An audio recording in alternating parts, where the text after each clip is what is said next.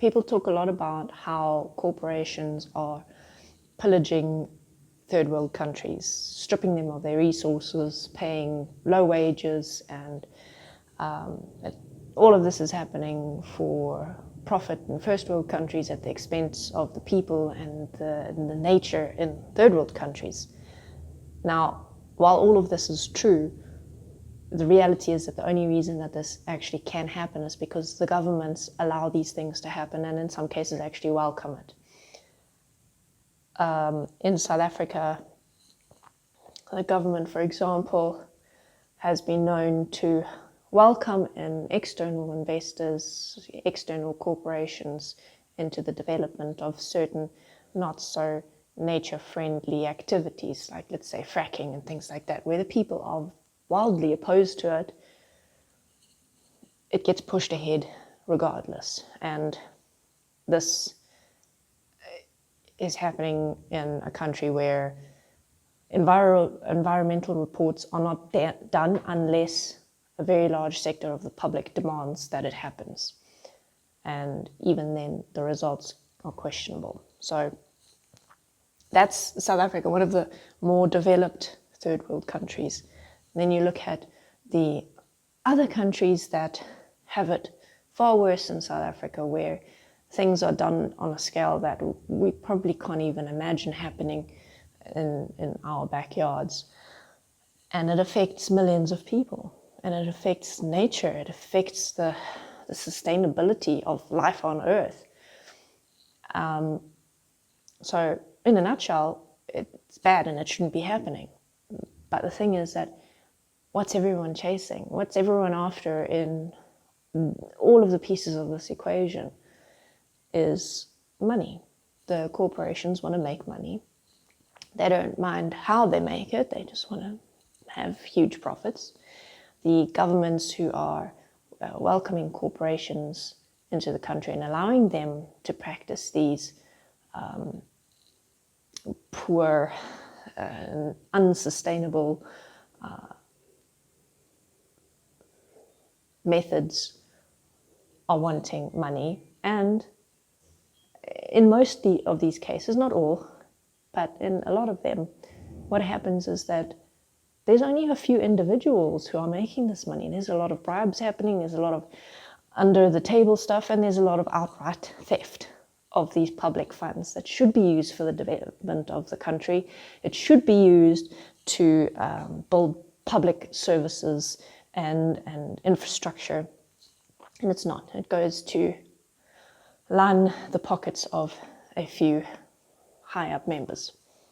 And that is certainly something that has been happening a lot in South Africa. And there's a lot of talk of it at the moment because people are, frankly, just fed up with it, where there's so much corruption that happens so blatantly and at the expense of the country as a whole. Anyway, we'll come back to that topic on another day. So what's the solution to this? Because we can't really lay the blame at the feet of one or the other and say, oh no, that corporation is evil, that government is evil.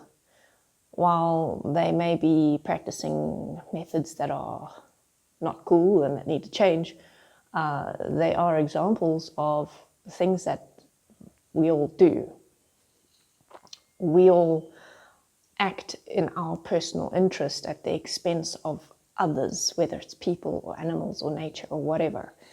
It's, especially in this world as it is now, especially in the world system as it is now, is very difficult to change the way that we live, to really consider the effects of our actions, because life has become so convenient and so easy and so accessible for us now, but we don't always consider at what cost.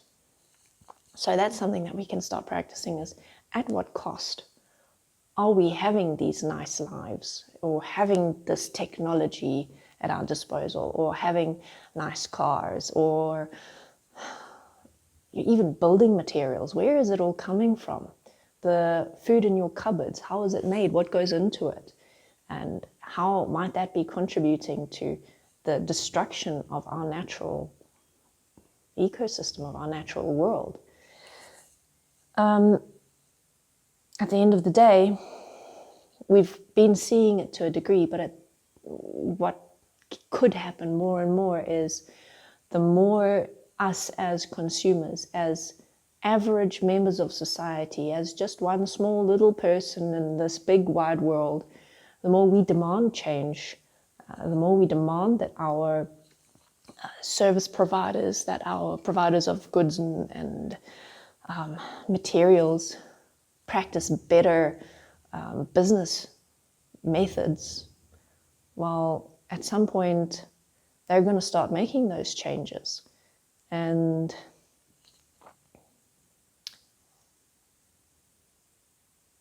something that makes it a little bit difficult is that it's easy to make claims, it's easy to say that their practices have changed, but without you actually going there to see it in person, it's hard to validate that claim. So there's a lot that needs to change in the whole network of everything that's interconnected in our world system. And there's a lot to take into consideration. And therefore, at the end of the day, bottom line is, it's not quick, it's not easy, but it can be done. And the less we live with our heads in the sand and live just for our own personal enlightenment and fulfillment and